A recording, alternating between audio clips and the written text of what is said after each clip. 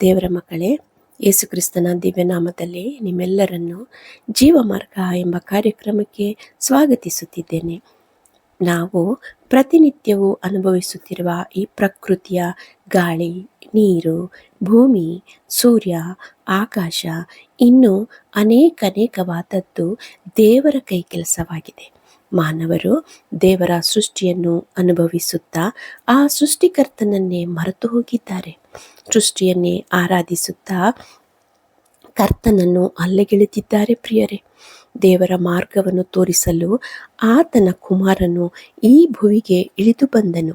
ನಿನ್ನಂತೆ ನಿನ್ನ ನೆರೆಯವರನ್ನು ಪ್ರೀತಿಸು ಎಂದು ಕಲಿಸಿಕೊಟ್ಟನು. ಮಾನವನಾಗಿ ಬದುಕಿದರೂ ತನ್ನ ದೈವತ್ವವನ್ನು ಕಳೆದುಕೊಳ್ಳಲೇ ಇಲ್ಲ. ಒಂದು ಕೆನ್ನೆಗೆ ಹೊಡೆದರೆ ಮತ್ತೊಂದು ಕೆನ್ನೆಯನ್ನು ತೋರಿಸು ಎಂಬುದಾಗಿ ಹೇಳಿದನು. ಆತನು ಯುದ್ಧಗಳನ್ನು ಮಾಡಲಿಲ್ಲ. ಯಾವ ಆಯುಧಗಳು ಆತನ ಬಳಿ ಇರಲಿಲ್ಲ. ಧನವು ಸಂಪತ್ತೂ ಇರಲಿಲ್ಲ. ಆತನು ತೋರಿಸಿಕೊಟ್ಟ ಆ ಪ್ರೇಮ, ತ್ಯಾಗ, ಸಹನೆ, ಕರುಣೆ ಎಲ್ಲರಿಗೂ ಮಾರ್ಗದರ್ಶನವಾಗಿ ಉಳಿದಿದೆ.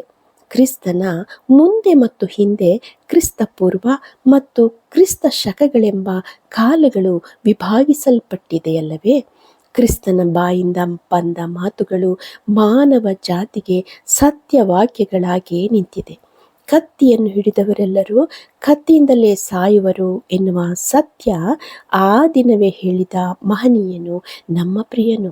ಆದರೆ ಈ ದಿನ ಮನುಷ್ಯನು ಹಿಂಸೆಯ ಜೊತೆಯೇ ಸಹವಾಸ ಮಾಡುತ್ತಿರುವುದು ಶೋಚನೀಯವಲ್ಲವೇ? ತನ್ನನ್ನು ಹಿಂಸಿಸುತ್ತಾ ಕೊರಡೆಯಿಂದ ಹೊಡೆದು, ಮುಖದ ಮೇಲೆ ಉಗಿದು, ಶಿಲುಬೆಯ ಮೇಲೆ ತನ್ನ ಕೈಕಾಲುಗಳನ್ನು ಮೊಳೆಯಿಂದ ಹೊಡೆದು ತನ್ನನ್ನು ಸಾಯಿಸುತ್ತಿರುವವರನ್ನು ನೋಡುತ್ತಾ, ತಂದೆಯೇ, ಇವರನ್ನು ಕ್ಷಮಿಸು ಎಂದು ಹೇಳುವುದು ಕ್ರಿಸ್ತನಿಗಲ್ಲದೆ ಮತ್ತಾರಿಗೆ ಹೇಳಲು ಸಾಧ್ಯ? ಪ್ರಿಯರೇ, ಲೋಕರಕ್ಷಕನಾದ ಯೇಸು ಕ್ರಿಸ್ತು ಮಾತ್ರವೇ ಮನುಷ್ಯರೆಲ್ಲರಿಗೂ ಮರಣದ ನಂತರ ಮತ್ತೊಂದು ಬದುಕಿದೆ ಎಂದು ನಿರೂಪಿಸಲು ಶಿಲುಬೆಯಲ್ಲಿ ಸತ್ತು ಸಮಾಧಿ ಮಾಡಲ್ಪಟ್ಟು ಮತ್ತೆ 3ನೇ ದಿನದಲ್ಲಿ ಎಬ್ಬಿಸಲ್ಪಟ್ಟಾತನು. ಆತನ ಬಲಿಯಿಂದಲೇ ನಮ್ಮ ಆತ್ಮಕ್ಕೆ ರಕ್ಷಣೆ ಸಿಕ್ಕಿದೆ. ಪರಲೋಕದ ಮಾರ್ಗ ತೋರಿಸಿಕೊಟ್ಟ ಕರ್ತನಾಗಿದ್ದಾನೆ.